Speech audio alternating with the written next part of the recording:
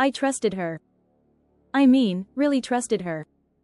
She was my roommate, my friend, the one person I thought I could count on in a new city. We'd laugh over cheap wine, binge old movies, and split the rent right down the middle. But then I noticed something. My savings, money I'd been scraping together for months, started disappearing. At first, I thought I was losing my mind. But it wasn't me, it was her. My roommate, Sarah, was stealing from me, bit by bit, thinking I'd never catch on. She was wrong. This is the true story of how I set a trap, exposed her lies, and got her arrested. The air in our apartment always smelled faintly of her lavender candles, but by the end, all I could smell was betrayal. Stick around, because this story ends with karma, and it's as satisfying as it gets. Let me take you back. It was a year ago, and I'd just moved to Chicago for a new job as a graphic designer. I was 25, excited, but broke. Starting over in a big city isn't cheap. I found Sarah on a roommate app. She was 27, a barista with a bright smile and a knack for making you feel like her best friend. Her profile said she was chill, tidy, loves dogs. Perfect, right? We clicked instantly. The first night in our tiny 2-bedroom apartment, we stayed up until 2 a.m., laughing about bad dates and swapping stories over pizza. The place wasn't much, creaky floors, a fridge that hummed too loud, but it felt like home. Sarah had this way of filling the space with energy. She'd blast music while cooking, leave little notes like, "Coffee's on me," when she'd grab us lattes. I thought I'd hit the roommate jackpot. I kept my savings in a small lockbox under my bed, cash, about $2,000, for emergencies and to pay off my student loans. It wasn't much, but it was all I had. Sarah knew about it. I'd mentioned it once when we were talking about budgeting. "That's smart," she'd said, nodding like she got it. I didn't think twice. It started small. I'd check my lockbox every couple of weeks, just to make sure everything was there. One day, I noticed $50 missing. I counted twice, my heart sinking. Did I miscount? Spend it without realizing? I brushed it off, but it nagged at me. The next month, another $100 was gone. My stomach churned. I started checking the lockbox daily, and sure enough, every few weeks, $20, $50, sometimes $200 would vanish. I'd lie awake at night, staring at the ceiling, the fridge humming in the background. Was I crazy? I started doubting myself, wondering if I'd spent the money and forgotten. But deep down, I knew. Sarah was the only other person in the apartment. The lockbox's key hung on a hook in my room, but I'd caught her poking around my desk once, claiming she was looking for a pen. Her excuse felt flimsy, but I didn't want to believe she'd steal from me. By month 3, I'd lost $600. $600. That was groceries, bills, a chunk of my loan payment. I felt violated, like someone had reached into my life and ripped out a piece of my security. I confronted Sarah, casually at first. "Hey, have you noticed anything weird with money around here? My savings are off?" Her eyes widened, all innocent. "No way, that's awful. Maybe you misplaced it? I'd never touch your stuff." Her voice was so sincere, I almost believed her. But her hands fidgeted, and she wouldn't meet my eyes. That's when I knew.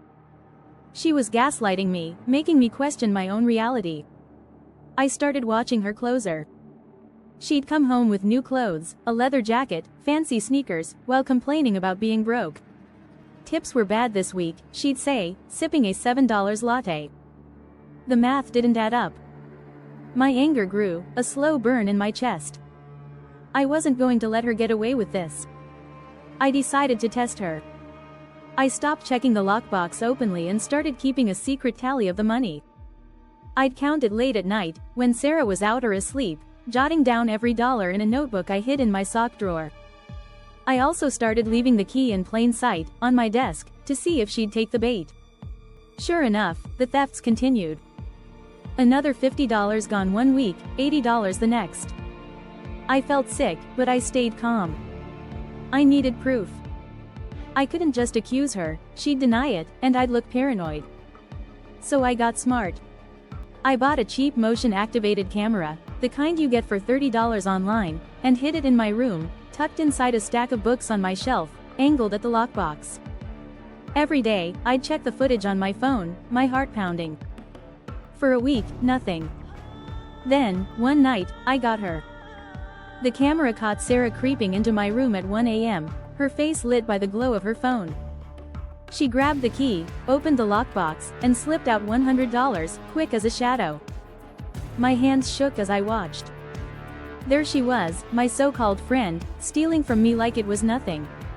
I had proof, but it wasn't enough. I wanted her to face real consequences, not just an argument she could wiggle out of. I started researching. Could I go to the police? Technically, yes, stealing cash is theft, but proving it was tricky without more evidence. I needed to catch her in a way that left no room for denial. That's when I came up with the trap. I'd heard about people using marked bills to catch thieves, bills with unique serial numbers or subtle markings. I went to the bank and withdrew $300 and $20 bills, writing down every serial number in my notebook. I marked each bill with a tiny dot of UV ink, bought online for $10, in the corner, invisible unless you had a blacklight. I put $200 of the marked bills in the lockbox, keeping $100 aside. I also left a fake bank statement on my desk, showing a deposit of $500 to make it seem like I had more cash coming. I wanted Sarah to think there was a bigger prize to steal. My camera was still rolling, hidden in the books. I felt like a detective in some gritty crime show, but this was real, and my heart raced every time I heard her footsteps near my room. 2 weeks later, it happened.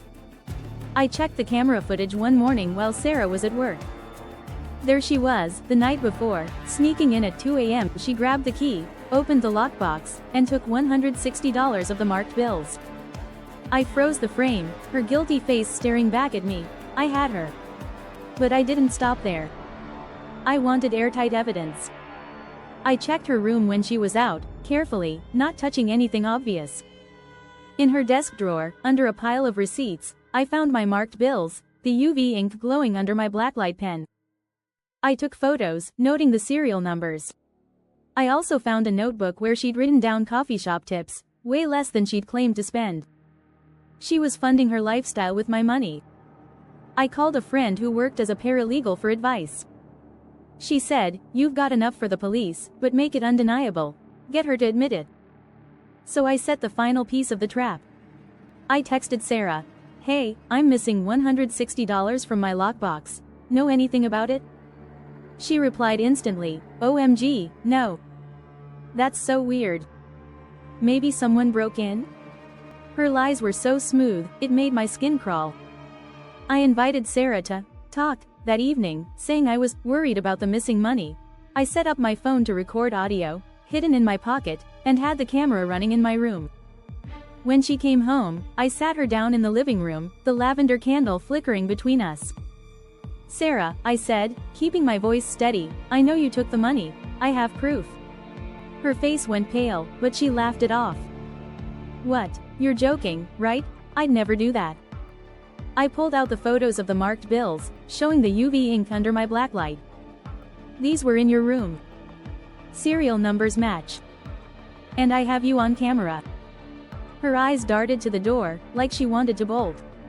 "This is crazy," she stammered. "You're setting me up." I played the audio of her earlier denial, then showed a still from the camera footage.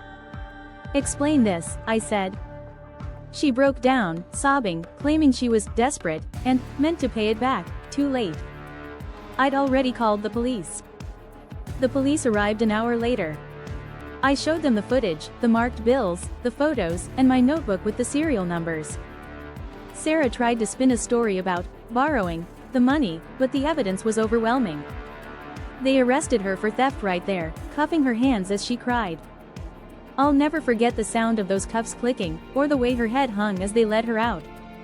She was charged with petty theft, $760 total, just under the felony threshold. She pleaded guilty, got a fine, and 6 months probation. The judge ordered her to pay me back every cent, but the real karma? She had to move out. Our landlord, who I'd tipped off, evicted her for violating the lease. Stealing from a roommate counts as disruptive behavior. Last I heard, she was crashing with a cousin, her barista job gone after she missed shifts during the court mess. I got my $760 back, but more than that, I got my peace. The apartment feels different now, quieter, but lighter. I changed the locks, got a better safe, and started rebuilding my savings. Looking back, I'm not proud of how much I trusted her, but I'm proud of how I fought back. I wasn't the naive girl she thought she could fool. This experience taught me something. Betrayal hurts, but justice? Justice feels like breathing again. If you've ever been stabbed in the back like this, you know what I mean. Have you faced a betrayal? Maybe a roommate, a friend, or a coworker who crossed you.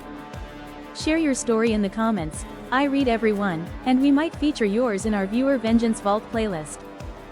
Don't miss our next video, where a friend's lie unravels at the worst possible moment. Hit subscribe, ring the bell, and binge our Petty Revenge Perfected playlist for more true stories of karma served cold. Thanks for watching Vengeance Tales.